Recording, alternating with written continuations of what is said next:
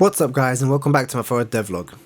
So from the last video, the biggest change that I've made has been to the enemy, or our little spider character here. So last time the spider had a walking animation and that was pretty much it. So what I've done is I have given it some attack animations. So there should be 3 different ones where it swipes from the right, that and the left. So it has 3 different animations, and as you can see, as it swipes, if I am standing in front, then the health is going down on the bottom left there. So another change I've made was to add a stun to the Q ability. So if we do this, you'll see that he's chasing me, and as it gets hit, it gets stunned for about 5 seconds or so, takes some damage as well, and then comes out of the stun. And obviously if there was more spiders, then all of the ones that overlap with the projectile from the ability would get stunned. So let me show that now. Yeah, so you can see we have a bunch of spiders here, and if you press play and try to line them up as best as we can, like so, and you'll see that all of them but that one gets stunned, and there you go, carrying on chasing me. So the next change that I've made has actually been to the launcher. So before it would shoot just a single projectile, not do anything special, but now if we shoot, you can see that it actually has an explosion. So you can see there's 2 circles.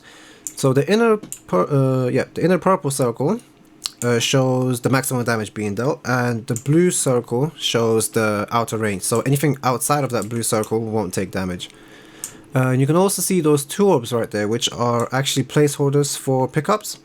So these will stay for about 30 seconds, and if they're not picked up by the player, they will just disappear.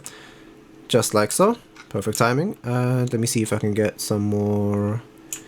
Oh, perfect. So I think as of right now, they should have a 25% chance to drop, but obviously I can change that whenever. And you can see that as soon as the player overlaps, it gets picked up. So there's no effects right now, but yeah, I should be implementing that soon. And just gonna give you guys a quick run through of the AI for the spider. So essentially, this is it. It's nothing too crazy. It just checks, first of all, checks if it is stunned. If it is stunned, then we just want it to stay still. It doesn't go anywhere. And if it's not, then we see if we can see the player, because later on we're gonna have an ability that makes the player invisible, so then in that case they wouldn't be able to see and then wouldn't be able to chase. So if you can see the player, it will move to the player's location, and once it gets to the player's location, it will face the player and attack, and then wait a little bit, and then once that is done, it will go back to the top and start to run this again. So then it will check if it's stunned, if it can see the player, and just keep going in a loop over and over and over again until it dies, or well, yeah, that's pretty much it.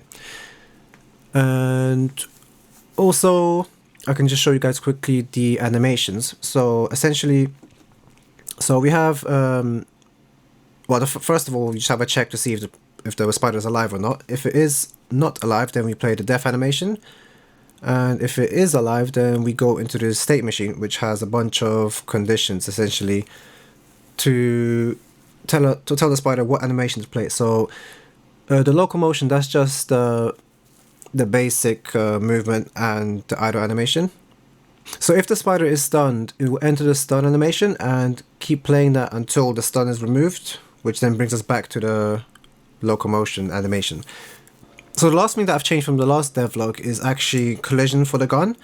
So previously I was using this circle collider, which wasn't very good because you can see it goes way outside, so I could technically miss and it will still count as a hit. So now what I'm using is actually, I'm using the mesh. So it has I've created colliders on the mesh so that each bone has its own collision. Let me just show you guys. So you can see that I can shoot right underneath, which I shouldn't be able to because the collider is there, and then when the bones actually move in front, that's when the collision is actually made now. So it's working as intended now. And yeah, that's pretty much it. Hopefully I'll have another one for you guys soon. I'll see you later.